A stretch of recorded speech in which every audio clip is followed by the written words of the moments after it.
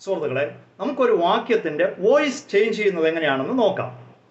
Change the voice of the following sentence. താഴെ തന്നിരിക്കുന്ന വാക്യത്തിന്റെ വോയിസ് മാറ്റുക. അതായത് ആക്റ്റീവ് വോയിസ് സെന്റൻസ് ആണെങ്കിൽ പാസീവ് വോയിസിലേക്ക് മാറ്റുക, പാസീവ് വോയിസ് സെന്റൻസ് ആണെങ്കിൽ ആക്റ്റീവ് വോയിസിലേക്ക് മാറ്റുക. വാക്യം ഇതാണ്: people grow wheat in Egypt. ആളുകൾ ഈജിപ്തിൽ ഗോതമ്പ് കൃഷി ചെയ്യുന്നു, വളർത്തുന്നു. ഈ വാക്യം നമുക്ക് പരിശോധിച്ചാൽ ഇത് ആക്റ്റീവ് വോയിസുള്ള ഒരു വാക്യമാണെന്ന് നമുക്ക് മനസ്സിലാക്കാം. സബ്ജക്റ്റ്, വെർബ്, ഓബ്ജക്റ്റ്, ഈ ക്രമത്തിൽ വരുന്ന ഒരു വാക്യത്തെ ആക്റ്റീവ് വോയിസിലുള്ള സെന്റൻസ് എന്ന് പറയും. അപ്പോൾ ഇതിനെ നമുക്ക് പാസീവ് വോയിസിലേക്കാണ് മാറ്റേണ്ടത്. അപ്പോൾ ഈ വാക്യത്തെ നമുക്ക് പാസീവ് വോയിസിലേക്ക് മാറ്റണം. പാസീവ് വോയിസിലേക്ക് മാറ്റണമെങ്കിൽ ആദ്യം നമ്മൾ മനസ്സിലാക്കേണ്ടത് ഈ വാക്യത്തിലെ സബ്ജക്റ്റും വെർബും ഓബ്ജക്റ്റും ഏതൊക്കെയാണെന്നാണ്. അപ്പോൾ പീപ്പിൾ എന്ന് പറഞ്ഞ വാക്ക് സബ്ജക്റ്റ് ആണ്, ഗ്രോ എന്ന് പറഞ്ഞ വാക്ക് വെർബാണ്, വീറ്റ് എന്ന വാക്ക് ഓബ്ജക്റ്റ് ആണ്. ഇൻ ഈജിപ്റ്റ് എന്ന് പറയുന്നത് അത് അതിന്റെ കോംപ്ലിമെന്റ് ആണ്, അതവിടെ ഇരുന്നോട്ടെ.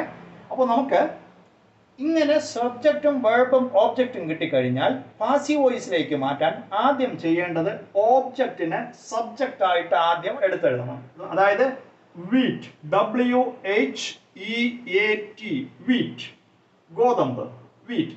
രണ്ടാമതായിട്ട് ചെയ്യേണ്ടത് അനുയോജ്യമായ ഓക്സിലറി വെർബ് എഴുതണം. ഓക്സിലറി വെർബ് തന്നിട്ടില്ലെങ്കിൽ am, is, are, was, were ഇതിലേതെങ്കിലും ഒരെണ്ണം എഴുതണം.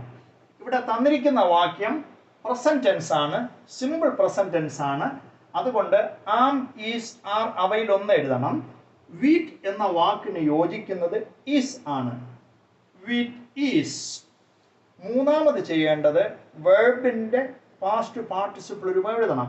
ഗ്രോ എന്ന വെർബിന്റെ പാസ്റ്റ് പാർട്ടിസിപ്പിൾ രൂപം grown, third form GROWN, wheat is grown. അടുത്ത് ചെയ്യേണ്ടത് ബൈ ചേർത്ത് വാക്യത്തിലെ സബ്ജക്റ്റിനെ ഓബ്ജക്റ്റ് ആയിട്ട് എഴുതണം. By people, PEOPLE, by people. In Egypt അവസാനത്തെ ഭാഗം അതുപോലെ എഴുതുക, ഇൻ ഈജിപ്റ്റ്.